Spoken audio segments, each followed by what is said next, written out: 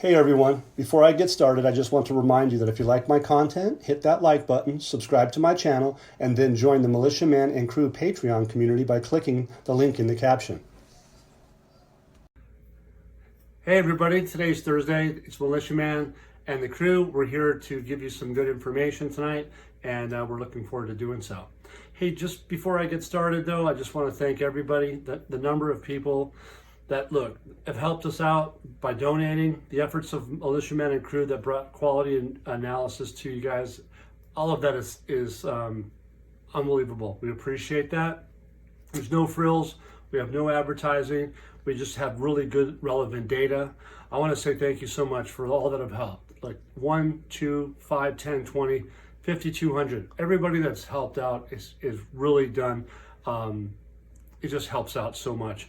I just want you all to know that without your help, we probably couldn't be here to keep these things going on. But here we are, and we're making it to keep this channel and effort going. We help you. Your help is just greatly needed. So keep that up. So thank you again, everyone. Your generosity is unbelievable.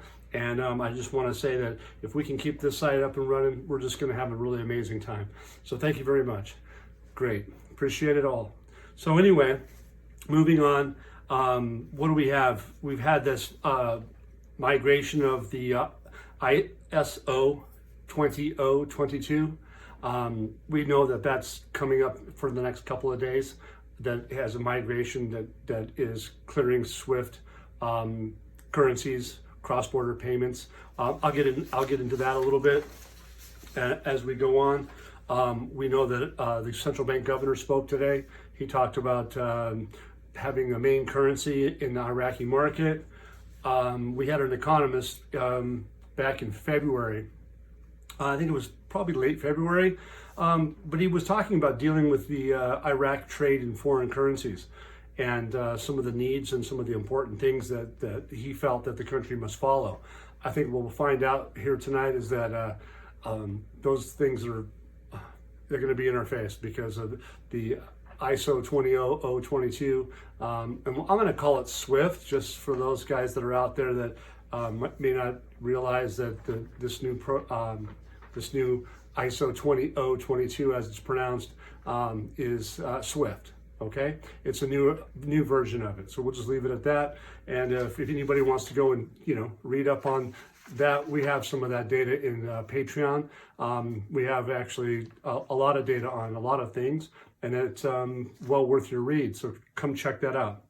But tonight, anyway, we have this economist that was talking about the central bank is trying to reevaluate all monetary policies and to control the dollar in the parallel market, expanding the circle of direct dealings in international currencies.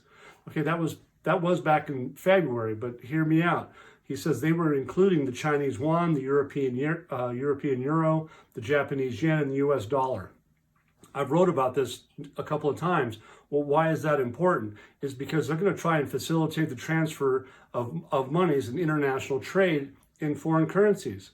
And they did that with the Iraqi dinar. As far as I can tell, that happened. So the whole point is that he's talking about major currencies.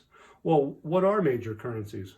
The most major currencies in the country are in the world, I should say, forgive me, are those that are in the SDR basket. There's a laundry list of them. And I think what I've explained is I think I'm only missing one, and that's the British pound. So all of the Chinese yuan, the euro, the Japanese yen, the US dollar, the British pound, etc., are major currencies.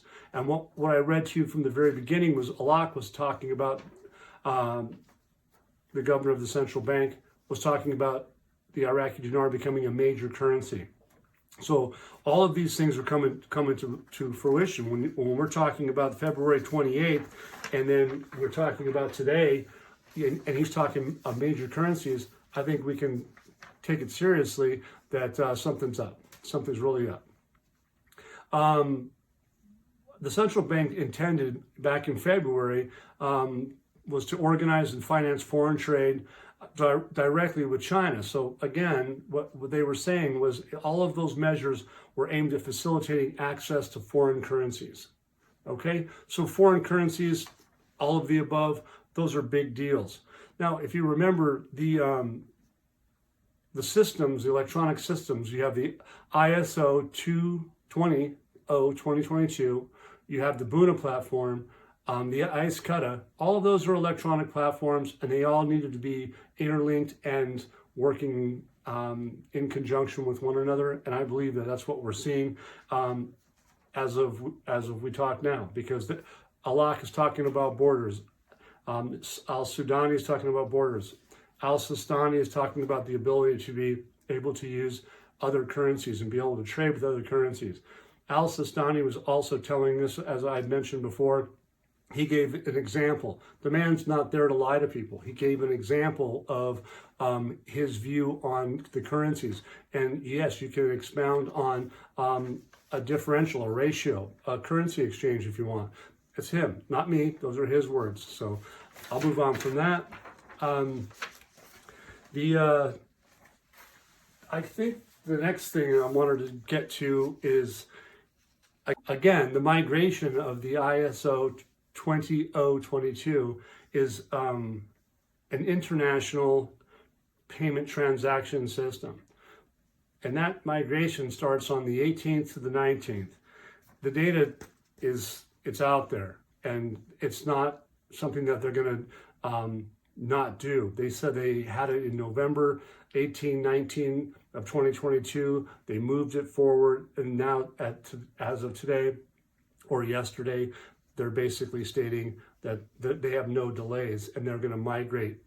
And the countries that are involved in that looks like additionally are Canada, Australia, New Zealand, those major currencies. Those are all major currencies. Those weren't all the ones that are in the SDR basket that I mentioned with the IMF, but they're major currencies and they're migrating. And all countries, from my understanding, I don't have it in writing, but I do know that there's about 208, 209 countries that are probably going to end up being on this new system. And that's just what they're going to do. It's not because I want it to happen or I'm promoting it to happen, just wanted to know that it's happening. So let's keep that in mind. But the Euro net payment system designed for cross-border payments, commercial Euro payments, the SWIFT system, they just have these different systems that are happening. You know, the United States Fed Now system is coming up in June, July, not necessarily the same as this, but then the British system is going to happen. So they're going digital, whether we like it or not. We're just going to have to deal with it. But it's not necessarily a bad thing, because what they're going to be doing is they're going to be clearing the dinar. And back to what? The dinar being a major currency. And that's what I want to get with you, is because Iraq has been setting the stage, and that's kind of where I started off with, is that they're talking about the euro, the won, the sterling, etc., the US dollar clearing the currency. Alak is stating today specifically, we're working with the government, which is the central bank is working with the Iraqi government, al-Sudani's government, right, to make the dinar the main currency in the Iraqi market. They're going to have no multi-currency practices anymore. They're de-dollarizing. They call it dollarization, but the fact remains is that that's going away. So in brief, the governor of central bank, Ali Mohsen Al-Alak, sets the objectives to monetary policy in Iraq. And so by having the monetary policy, what he's willing to do is he's going to take the necessary legal steps with the framework of the dinars to be a major currency that will be prevailing in the market in a cooperation with the government. Those are what he said. So what are we talking about here? A major currency in the world. 1310, the Iraqi dinar, IQD to $1 is not a major currency. It's obvious that he's talking about something. And we have done this over and over again, is that we talked about what kind of assets Iraq has. And those assets are not limited to just oil anymore.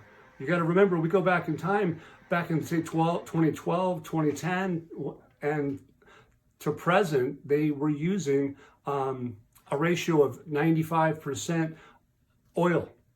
Right? Well, they don't have that. They have the taxes and tariffs at the borders. They have liquid natural gas now. What we're seeing is the agreement with the oil and gas law. You have licensing rounds with oil from these different countries. We have the United Arab Emirates, we have China, we have all those people coming in, private sector coming in from around the world. All of that is not about a currency that has 000 notes anymore. We're talking about major currencies. And one of the things that Alak is talking about today is one of these goals he has to maintain is the level of pricing for goods and services. If you're going to build a country and you're going to build it out, you're going to need to have stable pricing for goods and services. That means everything: food, water, materials, construction materials. All those things need to be stable. And they've talked about being able to have enough value in their currency to be able to defend it, to keep it strong, keep it stable, and that comes back full circle to the pricing. He says they also they want the strength of the local currency. Well, the strength of a local currency in a global standard is not 1310 to 1 USD. It's just not. We know that. They didn't do it before. Why would they do it now? So they've been massaging this economy for a long period of time to get it to a stage where they go to a market economy, a private sector. It's really kind of interesting, is because one of the things that they have to represent is it's not only keeping their currency locally stable, it's the actual exchange rate itself is going to be stable, and it has to have strength. And he's saying that will represent strength in the currency externally, and so externally is across borders. So that comes back to the ISO 20022.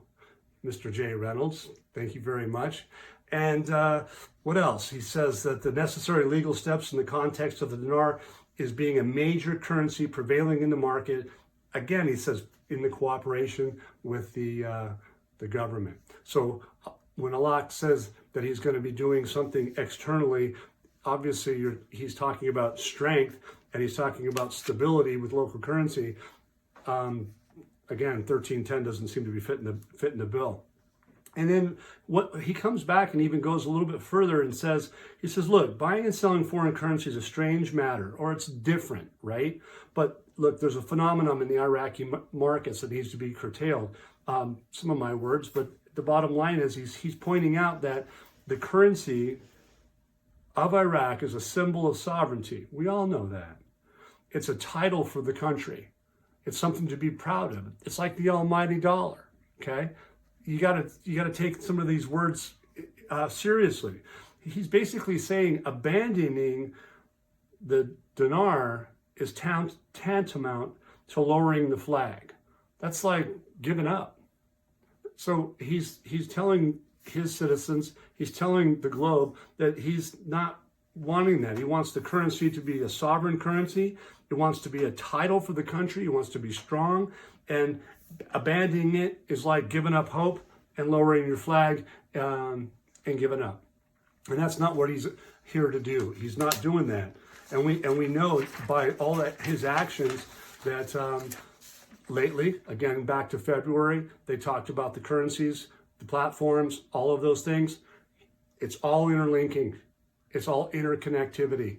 And it's a fascinating time, because what I'm telling you tonight isn't just words from the internet. It's actually coming from the data coming from the fascinating news that Samson brings. She brings us the most amazing information, and she gets kudos from me on a regular basis, because the fact is it's that dynamic. Back to the ISO 20022 migration. We knew from a day ago that they gave it about 72 hours, so that's going to be 18, 19, and 20. And then obviously that we're just talking about their timelines that we feel that fit. It's not necessarily a time in stone, but we do believe, though, that at this stage of the game, for having these electronic international payment transactions to be migrating from all these different countries, Canada, Australia, New Zealand, and many others, because we've already described that some of those major currencies have already cleared through the SWIFT system. So now that they're all going to be interconnected, it should make a smooth transition. And the date of March 20th, according to the data that we have, was a final date. So that's something that we're going to watch for. Again, keep in mind that it's not necessarily a date or a rate that we're talking about here, but we're talking about a whole new system coming into play, and it's what they're giving us. It's not what we're looking forward to, in the sense of it's not our job, it's theirs, and we're going to have to deal with what they do and what they give us. So it's all a good thing. And thank you very much for being with me tonight. And come join us with Patreon with the crew. We'd love to have you. And the analysis and the data that we get is the text of what I brought you tonight is in Patreon. So if you want to see what I have to write and how I bring it to you, how the crew brings it to you, Samson's ability to give us the data is just phenomenal. Much appreciated to everybody. Thank you so much.